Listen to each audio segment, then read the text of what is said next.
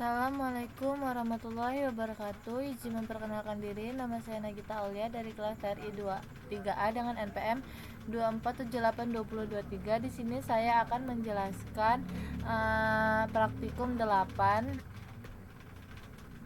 yaitu EDA. Nah, yang pertama di sini saya akan menjelaskan apa pengertian EDA. EDA atau Exploratory Data Analysis adalah proses eksplorasi data untuk memahami struktur, pola, dan karakteristik utama dari sebuah dataset sebelum dilakukan pemodelan lebih lanjut. Langkah-langkah utama dalam EDA sendiri itu meliputi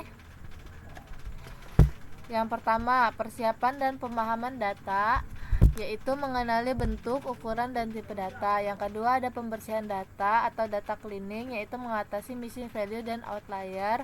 Yang ketiga, ada analisis statistik deskriptif, menghitung nilai rata-rata, median, dan distribusi data. Yang keempat, ada analisis hubungan antar variabel, yaitu melihat korelasi antara variabel numerik. Yang terakhir ada visualisasi data, menampilkan pola data agar mudah dipahami dan diinterpretasi. Tujuan EDA sendiri adalah memastikan data bersih, valid, dan siap digunakan untuk analisis dan pemodelan yang lebih kompleks. Nah, di sini saya memakai identitas datasetnya itu file bernama e-commerce transaction data. Variabel utamanya itu ada invoice, kemudian stock code, description, quantity, invoice date, unit price, customer ID, country. Nah, sumber datanya itu dari Kaggle, jumlah datanya itu 8 kolom dan 541.909 baris. Baik, langsung aja ke penjelasan kodenya. Nah, pada tahap ini kita mulai dengan memahami struktur awal dataset sebelum dianalisis lebih jauh. Nah, import pandas ASPD itu untuk kita mengimpor library pandas yang digunakan untuk membaca, mengelola, dan menganalisis data dalam bentuk tabel.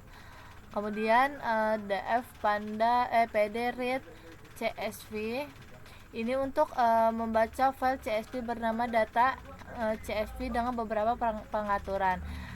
Encoding Latin digunakan agar file tetap bisa membaca meskipun ada karakter spesial.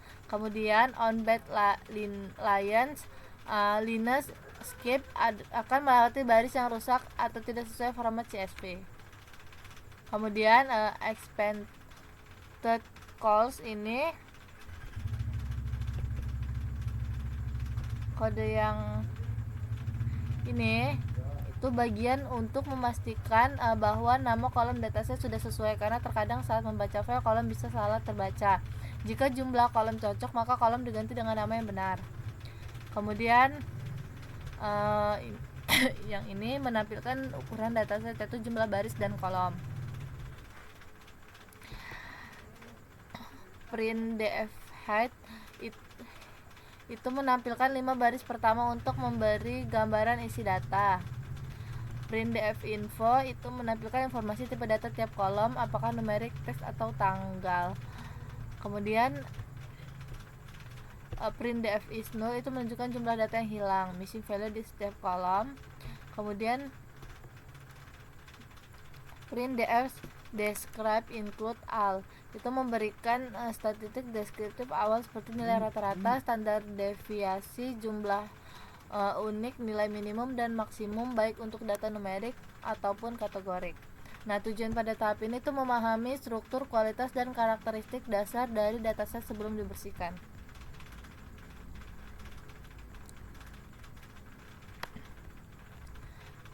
Nah, di sini ada ukuran datasetnya, yaitu 541.909 baris dan 8 kolom. Nah, contoh datanya itu ada invoice, stock code,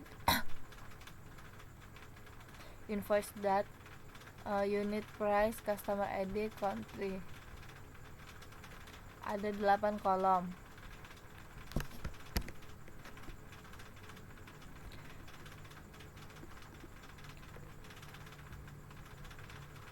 Kemudian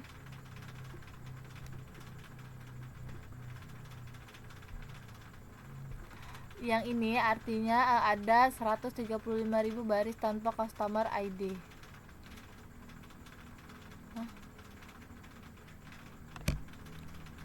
Atau missing. Description juga memiliki data kosong, kolom quantity dan unit price adalah numerik, sementara lainnya adalah kategorikal.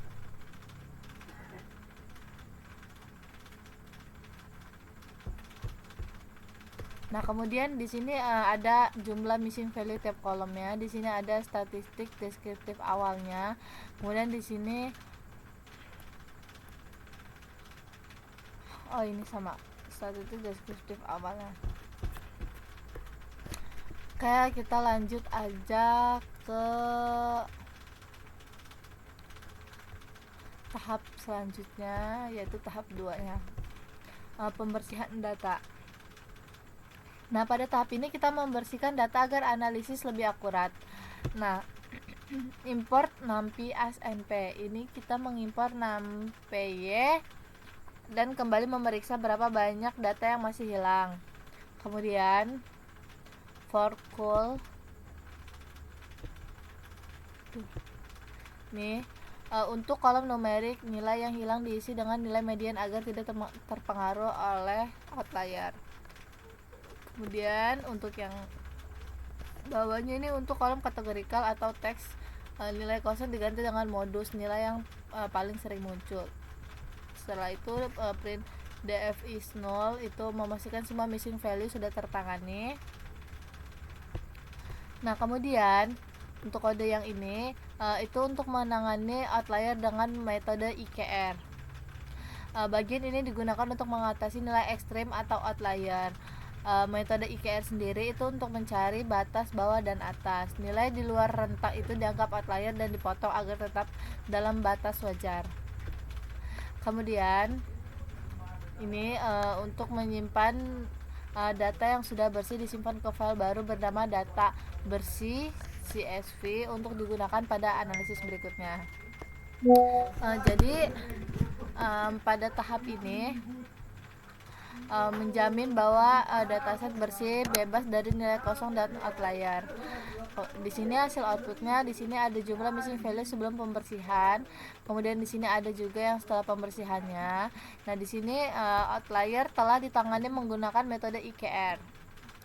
Nah, data bersih berhasil disimpan sebagai data bersih CSV. Ukuran data akhir 541.909 baris dan 8 kolom. Kemudian lanjut ke tahap 3, yaitu statistik deskriptif. Nah, sekarang kita akan masuk ke analisis statistik dasar untuk menggali informasi umum dari data. Yang pertama ada print df describe. Di sini untuk menampilkan statistik numerik seperti mean, median, min, max, dan standar deviasi. Kemudian di sini ada describe include object. Di sini menampilkan statistik untuk data kategorikal seperti jumlah kategori unik dan modus. Kemudian df country value count head.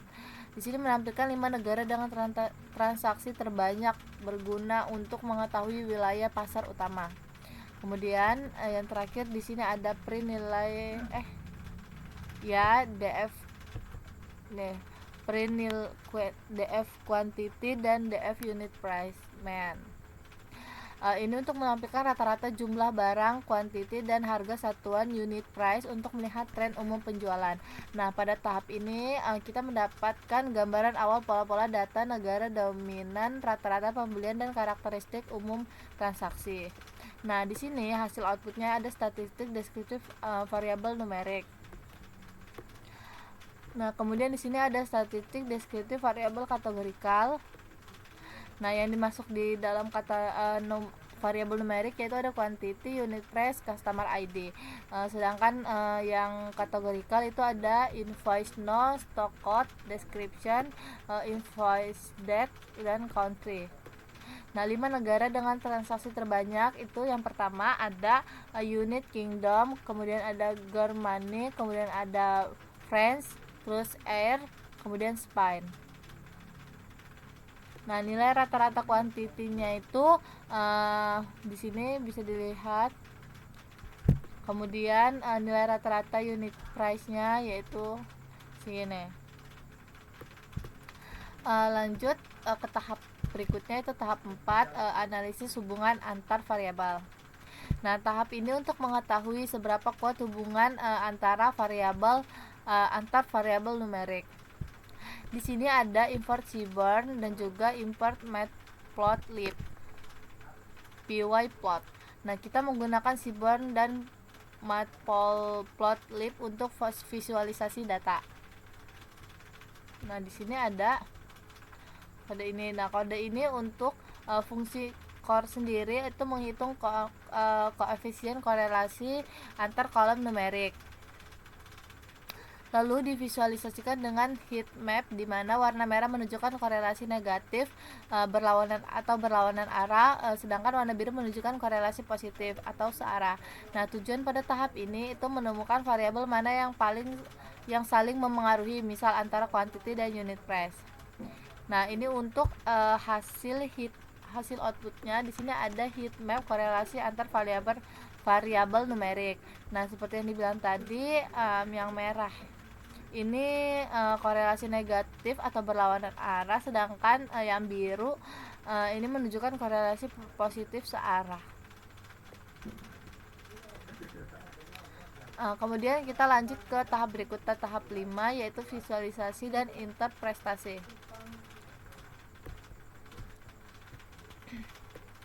Nah, pada tahap terakhir ini yaitu menampilkan pola data secara visual sehingga mudah dipahami.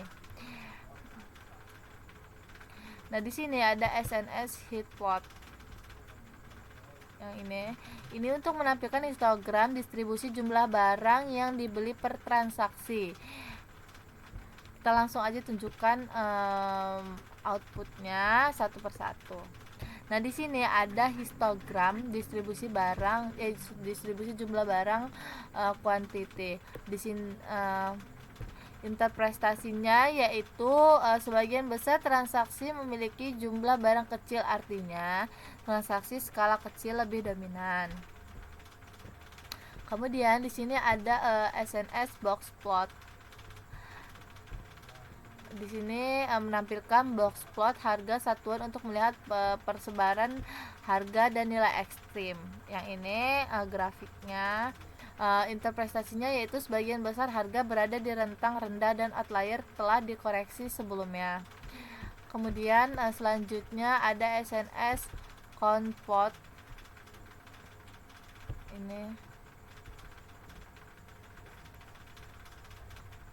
Di sini menampilkan 10 negara dengan jumlah transaksi tertinggi. Interpretasinya yaitu negara seperti United Kingdom biasanya mendominasi transaksi, menunjukkan pusat utama aktivitas penjualan. Nah, di sini kita bisa lihat grafiknya di United Kingdom itu sangat besar, sedangkan di Germany, France, Air, Spain, dan yang lainnya itu sangat sedikit, jauh dari United Kingdom. Makanya dia menunjukkan kalau dia adalah pusat utama aktivitas penjualan ada di United Kingdom. Nah, tujuan pada tahap ini itu mengubah data numerik menjadi grafik yang mudah dibaca. Nah, ini grafiknya yang 3 ini, serta menarik kesimpulan visual tentang tren dan perilaku datanya, yaitu interpretasi tadi. Nah, kesimpulan dari penjelasannya yaitu dari hasil EDA ini dapat disimpulkan bahwa yang pertama, dataset berhasil dibersihkan dari nilai kosong dan outlier. Yang kedua, transaksi didominasi oleh negara tertentu seperti unit kingdom. Yang ketiga, sebagian besar pembeli memiliki jumlah barang sedikit dan harga rendah. Yang keempat, korelasi antar variabel numerik relatif lemah, menunjukkan tidak ada hubungan yang sangat kuat antar nilai kuantitatif. Yang terakhir yaitu hasil visualisasi memberikan gambaran yang jelas tentang karakteristik dan pola penjualan dalam dataset. Mungkin cukup sekian dari saya. Terima kasih. Wassalamualaikum warahmatullahi wabarakatuh.